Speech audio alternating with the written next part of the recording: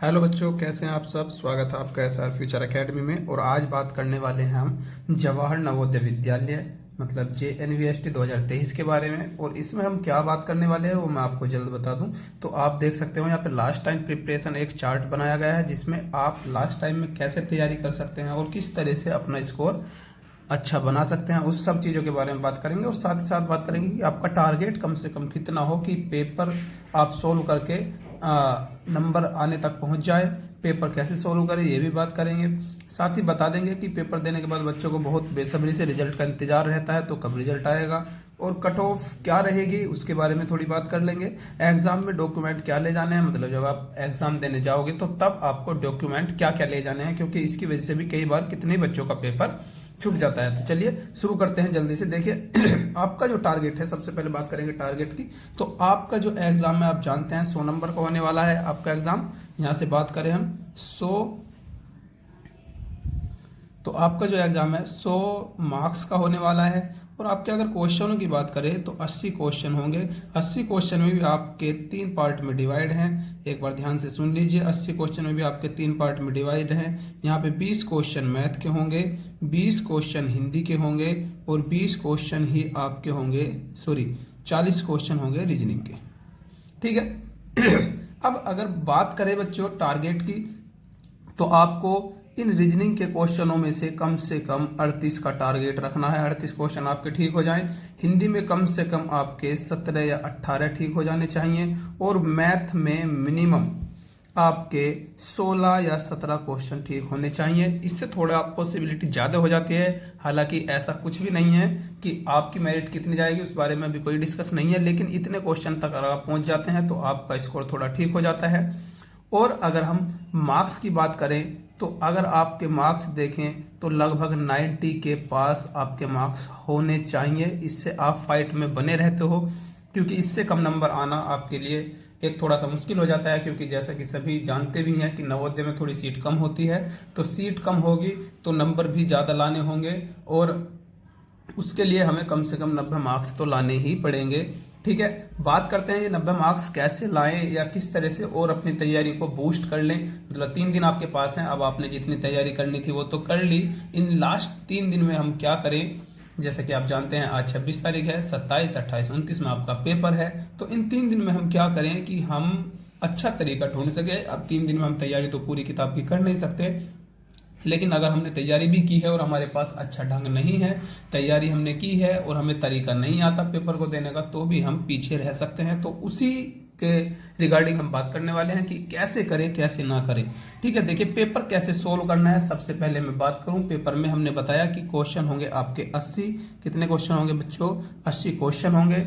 इन 80 question में आपको मैंने टारगेट लगभग बता दिया है। इस तरह से अगर आप टारगेट करोगे तो आपका नंबर 100% आ जाएगा।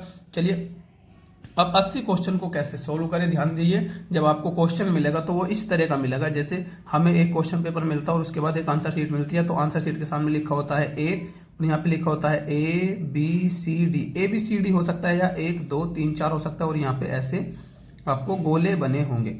ठीक है, अगर पहले क्वेश्चन का बी ठीक है तो हमें इस तरह से ये टिक करना है, मतलब हमें फिल करना है, गोला भरना है। इस तरह से आप देख सकते हैं हमें ये गोले मिलेंगे। ठीक है, चलिए बात करते हैं अब 80 क्वेश्चन में। सबसे पहले बच्चों मैं आपको बता दूं तो आप सबसे पहले हिंदी या रीजनिंग को कर लीजिए। तो हिंदी या रीजनिंग को क्या ही कहें, आप सबसे पहले रीजनिंग को सोल्व कर लें। सबसे पहले आप रीजनिंग को सोल्व कर लें, उसके बाद आप हिंदी को सोल्व कर लें। और रीजनिंग और हिंदी को सोल्व करने में आप मात्र 30 मिनट से ज़्यादा ना लें। 30 मिनट अगर आप 30 मिनट में कर लेते हो तो आपको अब 1.5 घंटा बचता है मैथ सोल्व करने का। हालांकि मैथ के 20 क्वेश्चन है, लेकिन 20 क्वेश्चन आपका टाइम कब ले जाएंगे आपको पता भी नहीं चलेगा। तो मेरे मानने में ये 20 क्वेश्चन हिंदी के 10 मिनट में हो जाएंगे और रीजनिंग के 20 से 25 मिनट में क्वेश्चन हो जाएंगे। तो आप 30 या 40 मिनट में इन्हें सोल्व कर लें। दूसरी बात, अगर आपको पता है कि कोई भी क्वेश्चन आप एक बार में ही देखते ही सोल्व नहीं कर पा रहे हैं तो उस क्वेश्चन को छोड़ दें, आगे बढ़ें और जो आपको आता है सबसे पहले उन्हें ही टिक करें। ऐसा नहीं है कि आप किसी भी क्वेश्चन को करने बैठ जाएं और उसी में ही अपना टाइम वेस्ट कर दें। आपको अगर एक नज़र में क्वेश्चन समझ में नहीं आता तो आप उसे तुरंत छोड़ दें, अगले क्वेश्चन पर बढ़ें और साथ ही जो क्वेश्चन आता है उसे जल्दी जल्दी टिक कर लें। ठीक है, तो सबसे पहले हमने बताया, तो आप समझ चुके हैं कि कैसे हमें करना है। तो मैं बता रहा हूं कि अगर आपको कोई भी क्वेश्चन नहीं आता है तो आप फट से आगे बढ़ जाएंगे, एक भी सेकंड वेस्ट नहीं करेंगे। ठीक है, अब वो मैंने आपको बता दिया कि सबसे पहले आप रीजनिंग को हल करें या हिंदी को, रीजनिंग और हिंदी में से एक करें। मैथ को पहले सोल्व करने की गलती बिल्कुल भी ना करें, क्योंकि कभी कभी ऐसा होता है कि बच्चे मैथ सोल्व करने लग जाते हैं और मैथ सोल्व करते करते टाइम कब में चला जाएगा आपको पता भी नहीं चलेगा और आप देखोगे कि हिंदी और रीजनिंग तो आसान थी और आपको वक्त ही नहीं बचा। हालांकि वक्त की कमी नहीं होती है अगर बच्चे की तैयारी है, लेकिन फिर भी अगर आप मैथ के किसी क्वेश्चन में उलझ जाते हैं तो कब में 15-20 मिनट चली जाती है आपको पता भी नहीं चलेगा।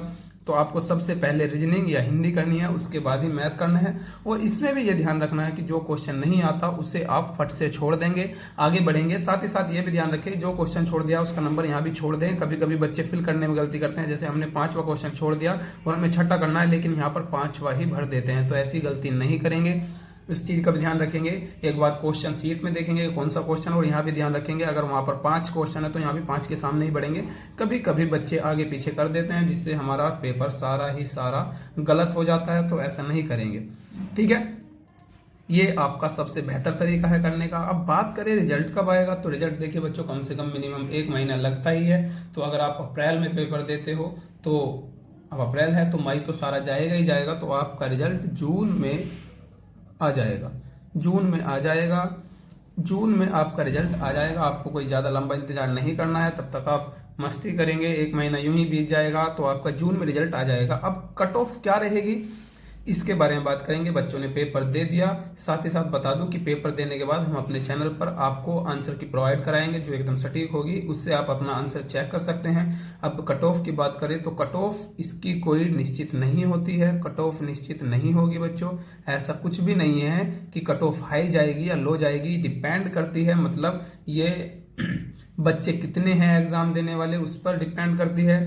अगर ज्यादा बच्चे हैं तो हाई बच्चे हैं, बढ़िया पेपर गया है सबका, तो कट ऑफ हाई चली जाएगी। कम बच्चे हैं तो कट ऑफ कम जाएगी, बच्चों पर डिपेंड करती है। यहाँ पर हमें इस बात से ज़्यादा दिक्कत नहीं होती कट ऑफ क्या जाएगी, क्योंकि यहाँ पर सीट से मतलब होता है। अगर सीट फिल हो गई और कट ऑफ में उसमें बच्चे ज़्यादा हैं तो कट ऑफ जाहिर है ज़्यादा ही जाएगी, और सीट अगर फिल नहीं हुई, बच्चों के नंबर भी अच्छे नहीं आ रहे हैं तो वो कम नंबर वालों को भी ले लेंगे, तो कट ऑफ कोई निश्चित नहीं होती। लेकिन फिर भी मोटा माटी अगर बात करें तो 90 के आसपास आपके नंबर होने चाहिए और गर्ल्स में आपके 85+ नंबर होने चाहिए।